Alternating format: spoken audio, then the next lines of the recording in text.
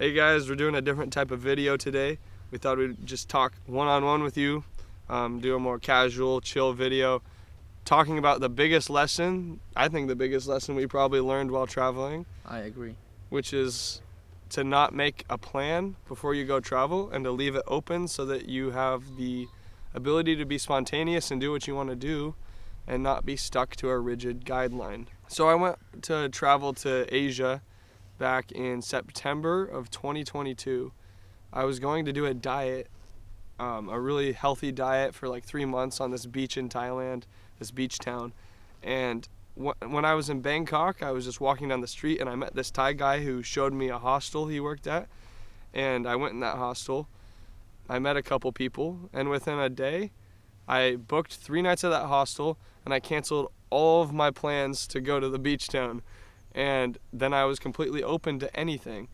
And that was the best decision I ever made, probably. I mean, I met some of my best friends. If I didn't do that, I wouldn't have met Derek. I wouldn't have met my friend Bart. I wouldn't have met multiple other people I traveled with who I still talk to this day. But most importantly, I wouldn't have made the memories I made and learned the things that I learned. So, yeah, I traveled Thailand for a couple months. Then I traveled Laos and Cambodia. And then in February, so 5 months into my trip, all completely unplanned, I ended up going to Malaysia. February, and that's when I met Derek. And that's where I come into the story. So I started my travels in Kuala Lumpur together with my friend. And me and my friend, we had a plan. Yeah. So we came to Malaysia, we had our flights booked from Malaysia, we had a flight booked to Singapore. From Singapore I had my flight booked to Indonesia. Yeah. And then I met this great guy here. Yeah. On their first day. On my first day of my travel in my hostel. And me and my other friend, we immediately felt a good connection. We were like, oh nice, we can hang out. So we decided for the time being we had in Malaysia to travel together.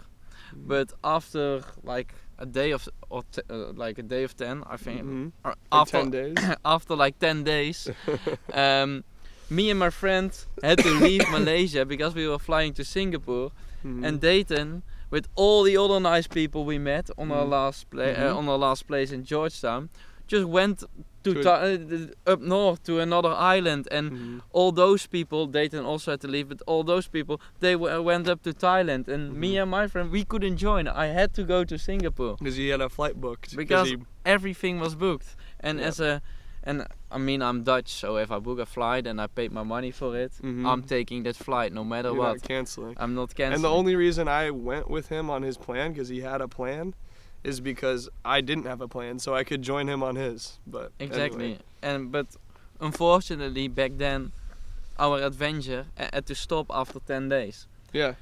So then what happened? Well, I traveled Indonesia. I went back to Thailand, and when I arrived in Thailand, this was basically the point where I was like, having a plan is the worst plan ever. Yeah.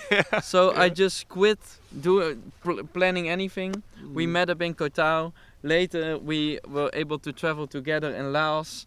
We lived together in Koh Samui for a month. Island in Thailand. An island in Thailand. Yep. And then we traveled Vietnam together, and it was all just made up on the spot. If we felt like going to Vietnam, we were going to Vietnam. When we felt like living in Koh Samui, we were living in Koh Samui. And now we're in the Netherlands, and the only reason why we're here in the Netherlands together is because Dayton gave me a phone call. Hey Derek, I'm coming to the Netherlands, I want to visit you. And I happened to be in India traveling without a plan. And I was like, I mean, I have no plan, right? So I can just as well fly back home. So I didn't tell anybody, I didn't even tell my parents, because my parents were like, we know Derek has no plan, but at least he will stay away for a year. And then at some point on a Friday night, I ring the doorbell for my house. Hey mom, hey dad, here I am, without a plan. I don't know for how long I'm staying, but Dayton is coming. So enjoy your time with me. And I know that some of you are already thinking like, oh, like it's easy to travel if you have money. Like me and him don't really have that much money. No. Obviously we're more fortunate than others, and we're less fortunate than others, but we're not like rich or anything like that. We're just normal people. I will say that traveling without a plan doesn't make it more expensive, is my point. Exactly. Because especially if you pick the right place to travel, it's just getting there that's kind of expensive. Southeast Asia, you can stay in hostels for $1 a night sometimes, meals for $1. Anyway, that's besides the point. Yeah, Yeah, takeaway 1. Having no plan doesn't make your travel more expensive. no, I like what you said earlier. The worst plan is having a plan, Okay. or the best plan is having no plan. Yeah. Takeaway number 1. No plan is having the takeaway number 1. Having Okay. takeaway number 1. Having a plan is the worst plan. Having no plan is the best plan. 100%. Takeaway number 2. Having no plan doesn't make your travel more expensive.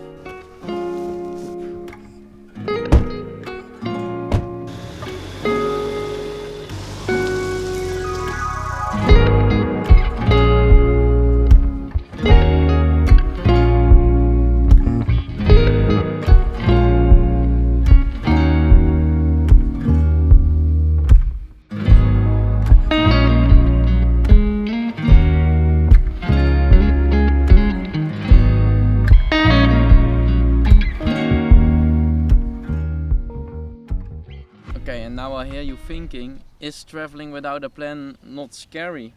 Like not being sure of having a sleeping place or not being sure of where you will be in a couple of days? Yeah, it's a lot less scary than you think, and I'd actually argue that it's scarier to have a plan because maybe you'll miss a flight, or you're scared you'll miss you won't make it somewhere on time, or whatever it is, you'll miss transportation. If you don't have a plan, then there's nothing to worry about. You're just chilling. And it doesn't even matter if you miss your transportation because Yeah, who you will cares? just go the next day. Mm-hmm. And it's also kind of stepping out of your comfort zone, and seeking discomfort is also how you grow as a person. It sounds cliche, oh, traveling made me a better person. Traveling helped me finding myself. Traveling helped me deciding what I want to do in the future. Mm-hmm. No, it didn't. But I expanded my comfort zone. I'm chill with doing whatever. Mm-hmm. And most of all, I'm not stressed. I'm not stressing about anything, and I'm just going with the flow, living day by day. And in my opinion, living day by day is actually living. Yeah, when you're actually living in the present and you're not planning ahead, and you're letting life control, and taking your hands off the wheels and just going with the flow, as cliche as it sounds. I mean, that's living. When you're planning ahead and you're like, I have to get to this destination at this time and go do this activity at that time, that's not living. That's thinking in the future. You're living in the future, and that's not being present. But you are thinking too much about the future, leading to not having the full experience of the present. Takeaway number 3. Traveling without a plan is not scary at all. It helps you getting out of your own comfort zone, which helps you grow as a person. all right.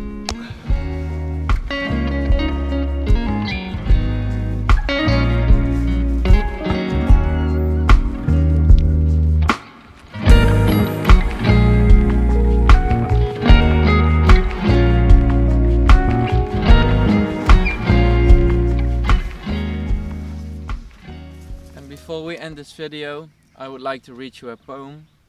Those who died yesterday had plans for this morning, and those who died this morning had plans for tonight. Don't take life for granted, because in a blink of an eye, everything can change. And what we would like to say with that is, there is no point planning your travel weeks ahead if you don't even know what will happen on the first day. Anything can happen. Anything, man. And also, this video wasn't planned. We just decided to make it an hour ago and we made it. So if you like this video, that means that not having a plan is a good thing. And also, if you like the video, hit like and subscribe.